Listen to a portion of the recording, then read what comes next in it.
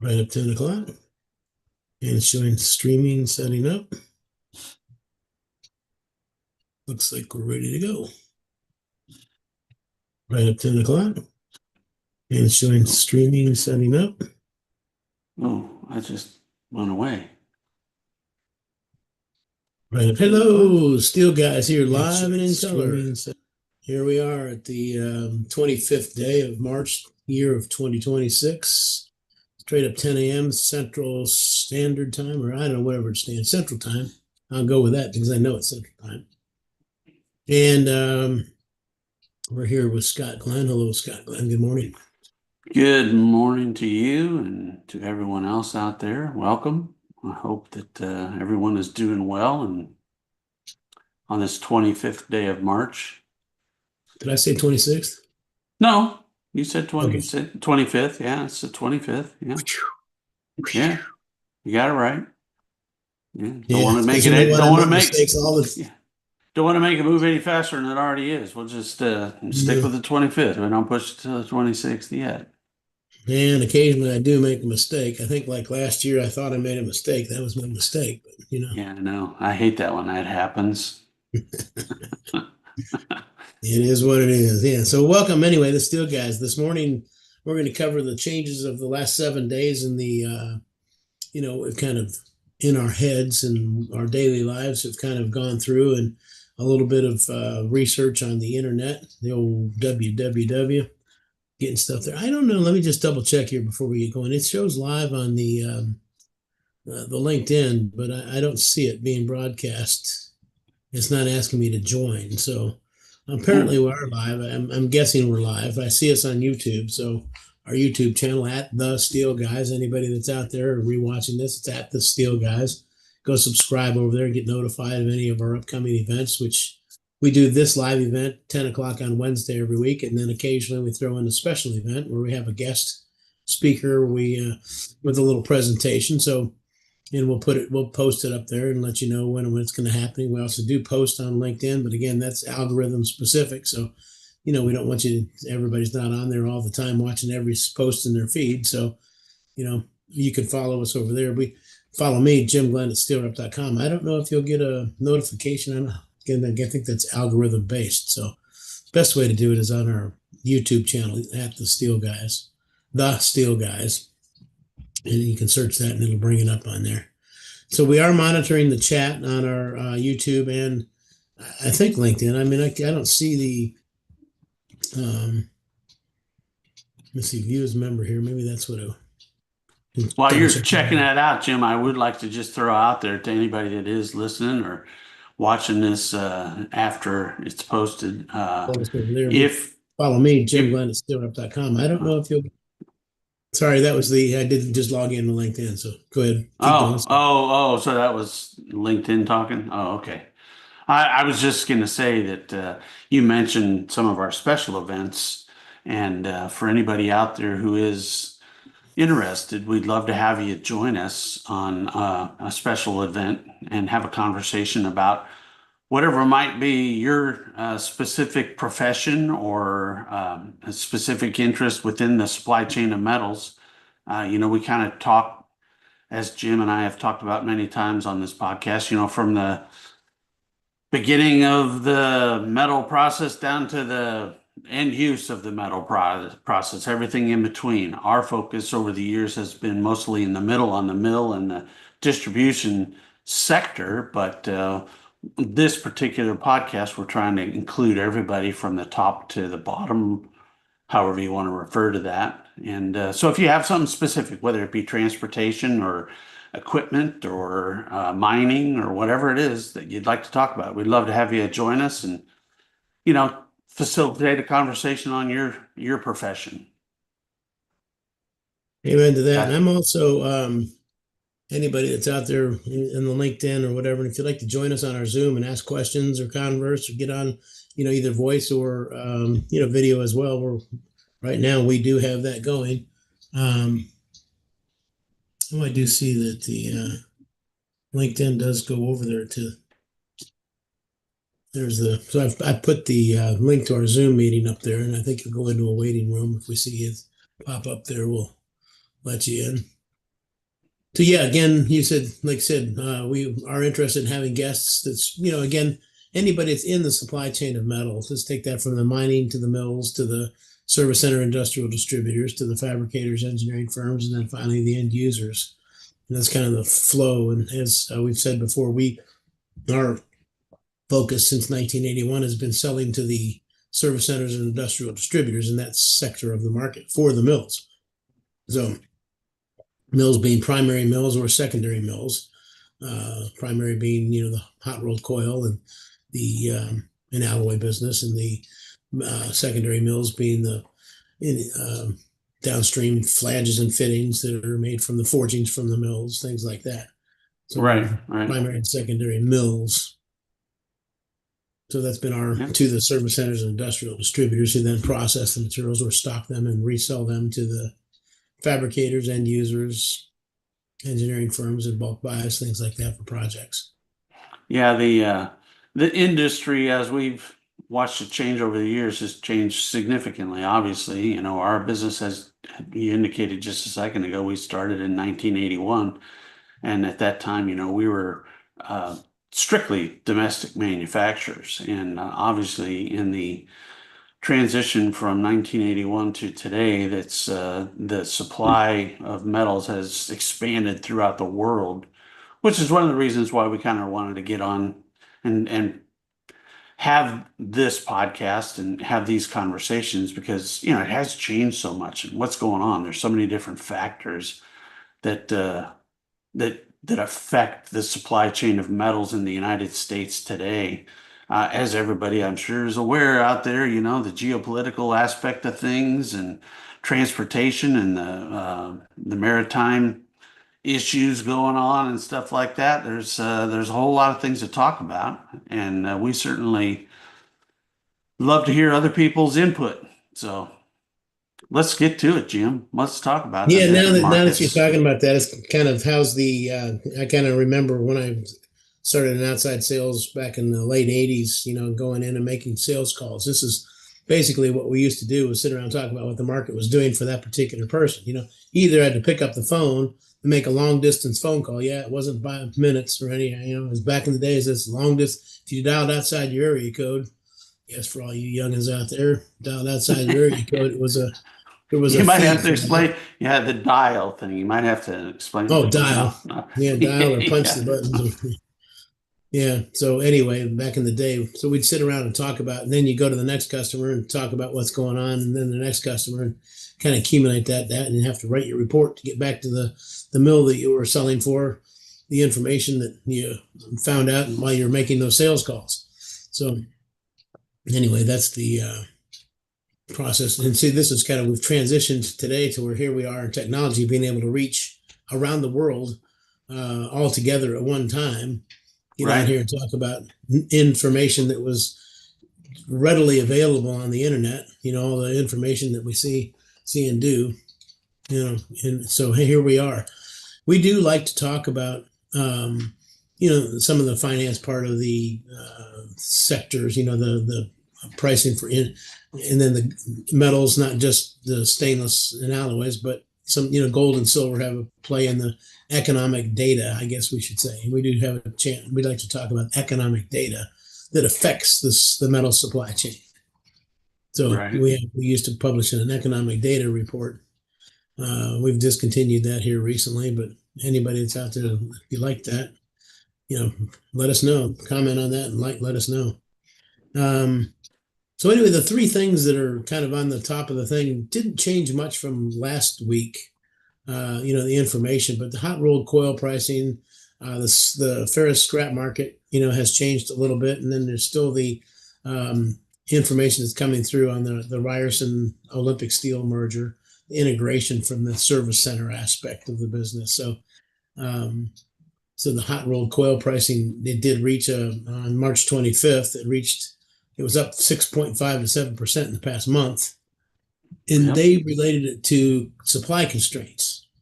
And again, we've seen that a little bit in the mills are selling out fairly quickly each time they open up a book for a month, right? They're selling out fairly quickly. So that and the Yes. 232s, Right. the pricing puts a little crimp on that, allowing the domestic mills to be a little more booked up.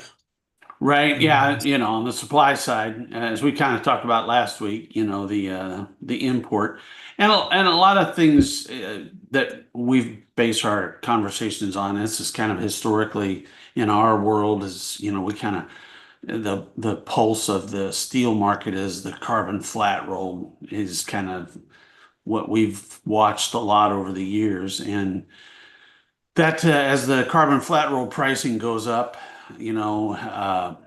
why is that? As you just indicated, the supply of import product due to the 232s is a big factor in that. And one of the things that we saw last week was that there's a fair amount of orders on the books from what we've read and understood that should be coming in over the next couple months. So we'll keep an eye on what happens to the flat roll market pricing and see where that goes. And I don't know what other people out there see, but uh, it may be reaching its peak, but who knows, right?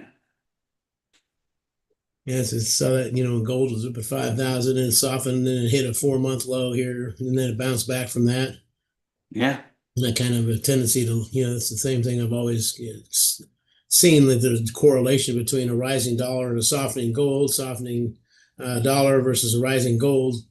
People run from, take the money and put it into a little more safer source at times. But since it popped up to 5,000 or whatever, I was thinking to myself, how is that in correlation to, and again, weak dollar, affects imports and exports as well.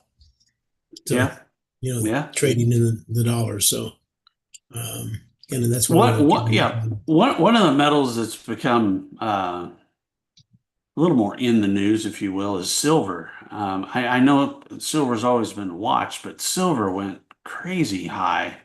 I think it hit $100 an ounce or something like that, and I mean it's dropped way back down. I think it's in the 80s now, but that was insane. The rise on silver, and I don't know the significance of that, why that was happening. I don't. Was watching silver prices go up, and I didn't really understand why it was doing that. It was kind of correlating along with gold, but I didn't ever see those two as tied together. Did you? I mean, oh yeah, the precious metals. That's always the two biggest precious. Platinum and the other, a few other yeah, there's not quite as common. But gold's, gold and silver, they always had that relationship.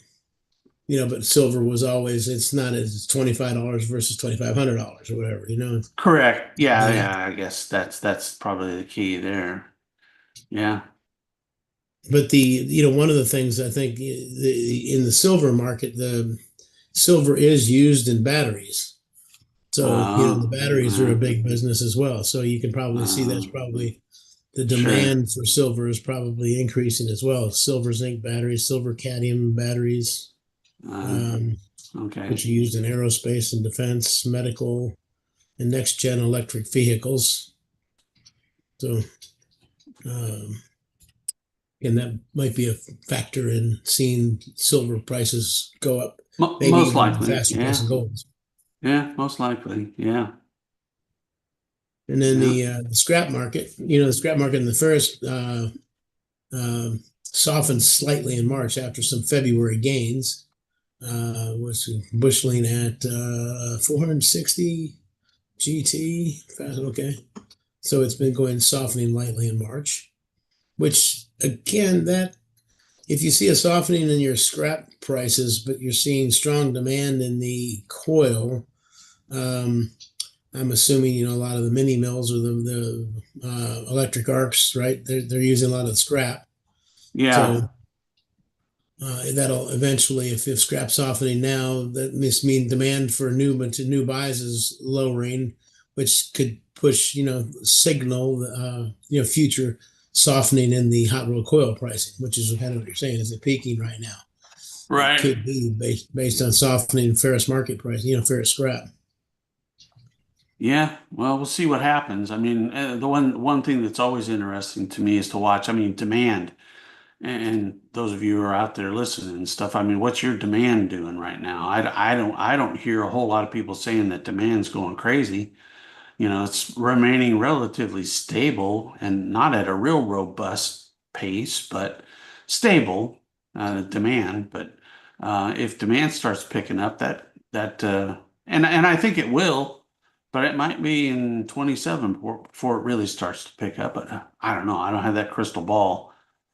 It's never gotten Again, I clear. was, yeah, I never had, yeah, it's got that snow falling down all the time, Yeah, yeah, Um, but I think, we've covered this last couple of weeks. It seems, I always answer that question. I think it's market by market, the demand. yes, Automotive could be softening, but yet, you could be building new refineries, where they're announcing right. new refineries, new chemical facilities, retouching all those, and that the piping side of it could be very strong and the automotive side of it could be very weak.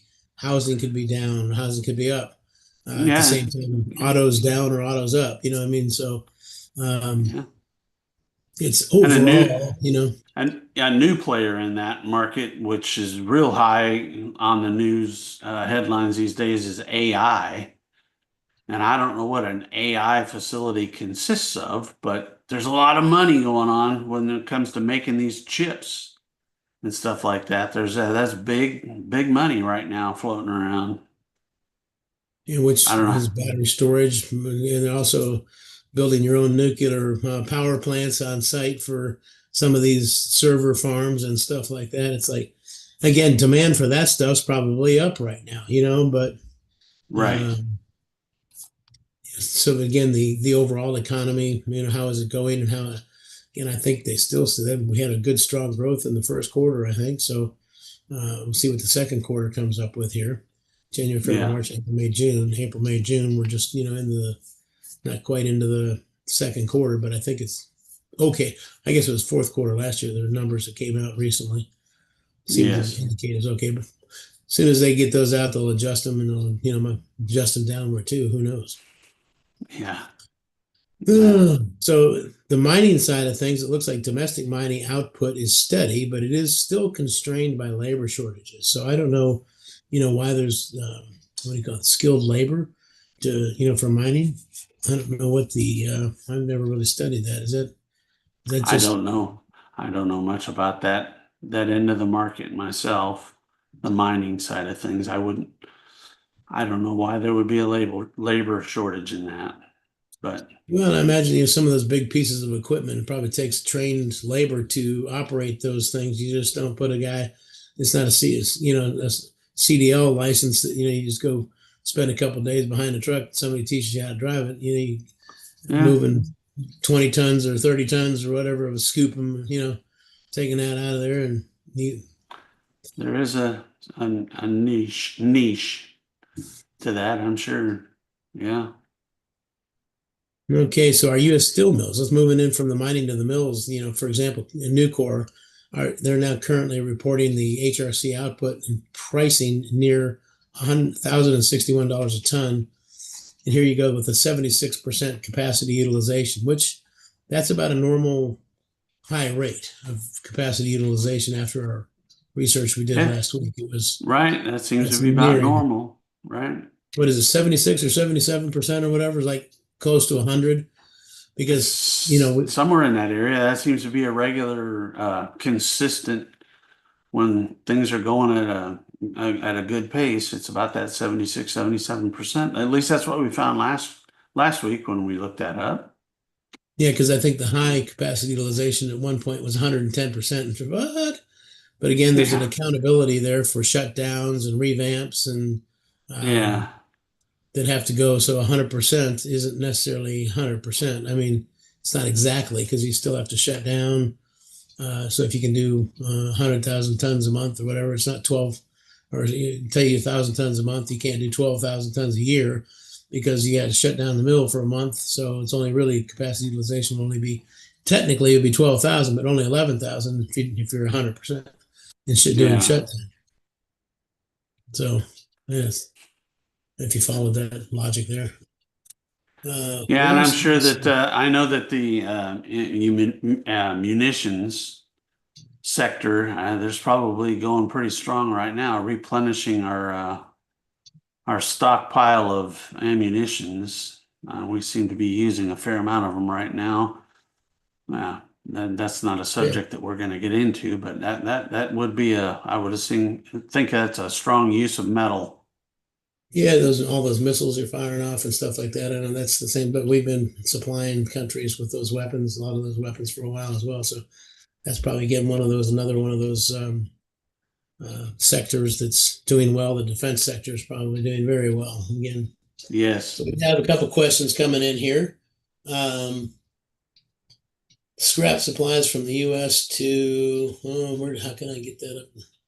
It's kind of buried. I got to get it up. Where's that coming in from? That's coming in from LinkedIn. See if I can see it on our LinkedIn. There it is. Okay. Scrap supplies from the U.S. to India. Hmm. Good question. We don't follow that specifically, so I can't speak to that very well.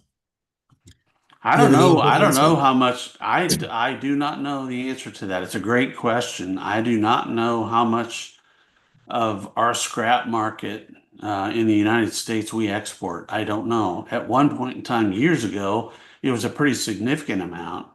But today, I don't know what that number is. I really don't.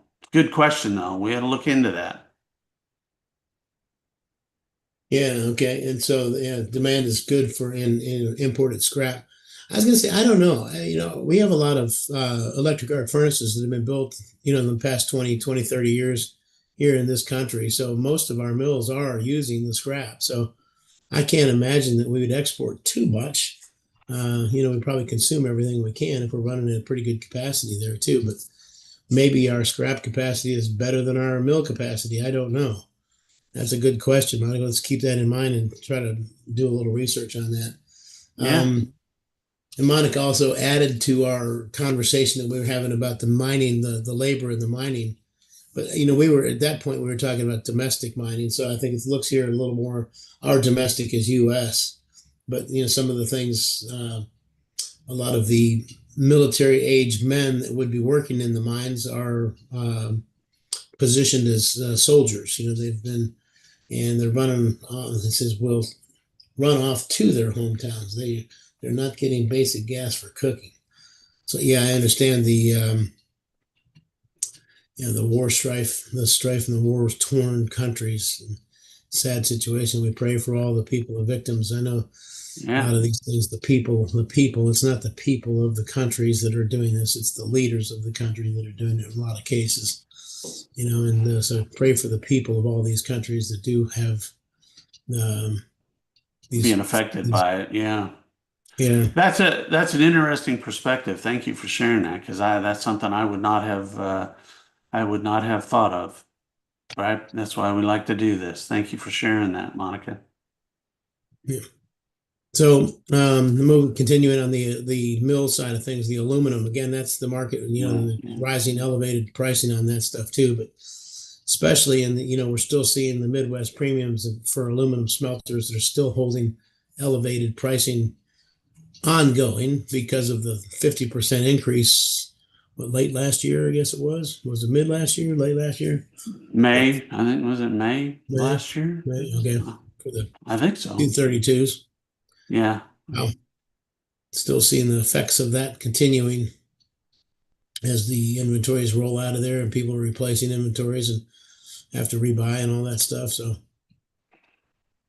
Yeah, and I think the excuse me. aluminum market's certainly been affected by that. In addition to the Strait of Hormuz, that certainly has put a crimp in the aluminum market in the U.S. as well, because what Canada stopped sending, we were getting from other countries, and now that's kind of been delayed, if you will. And as we've said before, aluminum's not something that we do a great deal of, but um, due to this podcast, we've learned a lot more about it than in the past. Yeah, and I wonder how much, each one of the markets, the defense market, I wonder how much, airplanes, you have a lot of different higher alloys and some of the aluminum alloys that are made, used in aircraft. And I wonder how much that moves over into the missiles. How much the aluminum, is that why the aluminum market's driving is because of the defense market? Is that why it's increasing a lot? I can't answer that question honestly, but I would assume that it has some effect on it. And yeah, but I don't know. So let's move on into the service centers and industrial distributors. Um, they have been benefiting from greater inventory density and faster lead times, but continue passing on the $200 a ton plus tariff costs. So there's still, I think the pricing. I would imagine we don't get to see the end user market, but I would imagine those distributors, because we've seen this over the years, selling to distributors, how they're costing some first in, last out, last in, first out. Can have definitely when rising markets. Some of those people play the games, and the guys on the desk that are selling the stuff have to use the information that's in front of them the way the accountants put it in there, and to make a profit. So you're buying, some sell on replacement costs, some sell on um, purchase costs. And Yeah. in a rising market, that can be a problem for the guy who's selling on replacement costs because his prices are going to be high, and for vice versa. So, Right. uh, and us as the mill, the same thing, I guess. A lot of the people, a lot of the mills will do the same thing, whether they bought coil at a low price, and so they'll just sell their pipe, and then turn that into pipe. And so the guy who's selling on replacement costs, he's basing his costs of the pipe on a higher price, which put him out of the market again. So Yep. there's all that goes on, but again, it's for cash flow and accounting. The old Well, accountants. yeah, it's a lot easier to sell on replacement cost when the market's going up, but when you bought material at a high price and your replacement costs go down, people are a lot slower to sell on replacement cost in that view. But What I'm it's a saying, that's tough what game. Yeah, people do yeah, it. You have to do it consistently all the time. You can't do it the other way around because you lose money. You have to yeah. make money when the sun shines, or you have to make money when the moon shines. One of the two. Yeah, one of Um, them. Yeah, Either with yep, daylight or sunlight, yeah, huh? Or daylight or yeah, moonlight, yeah, huh? yeah, One of the two. Let's see. So again, this is the third week in a row we've seen the toll processors have been expanding their service to help fabricators manage the volatility in the flat rolled and steel and aluminum markets. That's yep. interesting. Okay, so what have we seen in the fabricators and E&Cs? The fabricators face 25 to 30% a pound aluminum cost increases, which are Mhm. currently delaying some automotive stamping and construction bids. Again, that's looking forward, the bids. They're not delaying the current orders that are on the books, but you are delaying the future forward orders on that stuff. Um, and the engineering construction firms are shifting to domestic sourcing for pipe, plate, structural steel to avoid the delays in imports and tariffs, which we have seen Yeah, as well. And again, when you have that large cost increase, move. And again, if you've been buying overseas for a while because of the pricing, and the tariffs come into play, and all of a sudden you have to shift. Some of the mills remember that you haven't been buying from them, and they'd go and support the people that have been buying from them over the years, leaving limited availability, and which will cause prices to rise as well, for the people that are sure, left cold. sure. Yeah, All right. So the final sector here is the end user, and we have three that we've covered this week: the automotive, the construction, and the process industries. So what's been happening in those? Quick summary of each one of those is the automotive. The stamping plants have been absorbing the higher CRC aluminum costs, and it's been slowing the EV and chassis production. That's interesting. So, yeah, but um, that's slowing the production. I don't know if the demand for that is slowed at the same rate or not, but I think that's cut back quite a bit as well, the demand.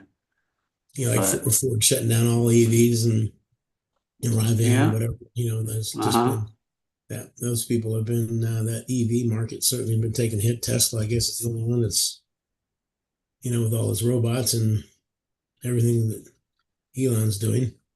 Yeah, No other. So let's see.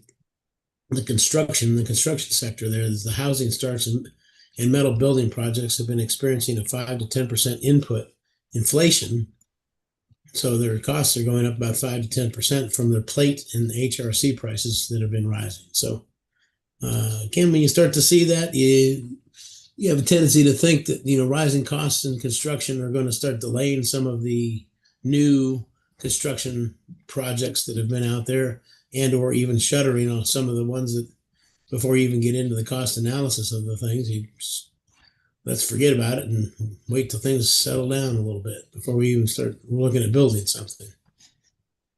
Again, Yeah. you got to be able to make money long term, and if your cost of doing the construction is too high, it's going to be useless for you. Right. But I know it was a couple weeks ago we were talking about a lot of the the projects in the petrochemical and stuff like that from the, I think it was the IIR, said that, 26, the second half of 26 looks pretty strong for the project business. So I think they're already in the pipeline, and yeah, I don't think they can shut those down anytime real quick. But beyond that, I think is what you're talking about, right? And it didn't really say here what those were, but again, yeah, Yeah, when you start looking yeah, at longer term being probably past a year.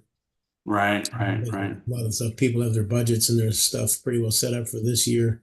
But we did see a couple weeks ago, and it didn't say anything today about that, but it has seemed that the process industries, that seems to be a growing segment of the market. There, the economy. We're building some one new refinery been announced, first one in what 30 or 40 years. Long time, Completely yeah. new refinery. Um, Plus all the other downstream products that they make out of those. We still seem to be a uh, pretty good outlook for 2026 going into 2027. So Mm-hmm. the process industries today, it notes that the chemical and engineering and energy fabricators are managing derivative tariff impacts on the piping and equipment supplies.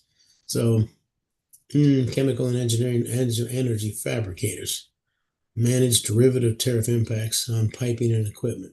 They're So it seems managing like it. they're Okay. managing, right? Managing. I mean, they're surviving with it, managing it.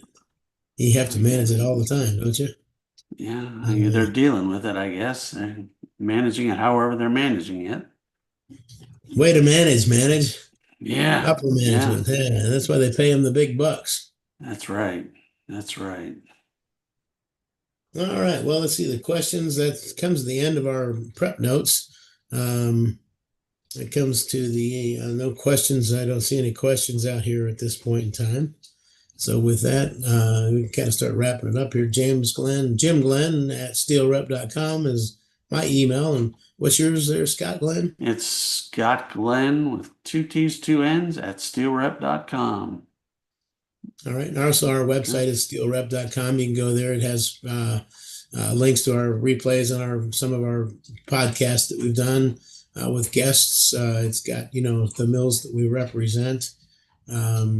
Anybody out there that's interested, one of our newest lines is Atlantic Steel out of the Dominican Republic. It's a 1/2 through 4-inch welded pipe mill A312 that's being built from grassroots up from the ground up. And Yep. they're putting 12 mills in to start with in the plant that they're building. And the production is due to start in July and start shipping in August. So anybody that's out there that would like to talk about a trial order, love to get something on the books for you. The longer term implications of that mill are some of the selling points. It's a quicker lead time on imported product. There's no anti-countervailing duties on welded from the Dominican Republic at this point, and we're going to try to keep it that way. And again, a 2-week lead time to the East Coast and 3 to 4 to the Gulf Coast. And I don't know, That's the Midwest. ultimate objective, right? Yeah, that's the ultimate objective is get that supply up there so we can get it out real quick. It's like you said, it's 1/2 through 4, Well, schedule shipping 10 time. and yeah, Yeah, yeah, yeah. shipping time. Schedule 10 and 40, 304L, 316L. It's the bread and butter stuff. But yeah, it's we're looking forward to that. It's going to be a good product, and like you said, if anybody has any interest in having any further conversation about that, we'd love to talk to you. Let us know. Yeah, we'd love to support you. We're supporting distribution on this, that we're entering the market and only going to be selling through distribution. So we're going to need some support from the end users as well. Excuse me, from the distributors to get this thing off and rolling and get the market saturated with Dominican Republic's pipe. There you go. There you go. All right. Well, with that, I don't know. Anything else, Scott? You got anything that you'd like to share before we wrap it I up? don't, not at this point. I appreciate everybody hopping on the questions. We appreciate it. We'll do it again next Wednesday at 10 o'clock Central Time. I believe that's what we have on the schedule. Yeah, Come we join hope to us. get out yeah, there's a link somewhere out there, and I'd like to post it a couple of times. If you'd like to sign up to be notified of our events, just give us a quick heads up and fill out the form. I think with name, email, company name, or something like that. We don't need a lot of information. We won't spam you with a lot of stuff. We'll just keep you up to date with this event plus any special events that are out there. Yeah. You can sign up for that. Watch it, look out for that, and sign up for that. And then at the Steel Guys, our YouTube channel. And then we do the live here on LinkedIn as well. So, with all that, let's have a great day and a great week, and look forward to seeing you guys next Wednesday. All right. Well, have a great day, everybody. Enjoy the rest of your week. Thanks for hopping on.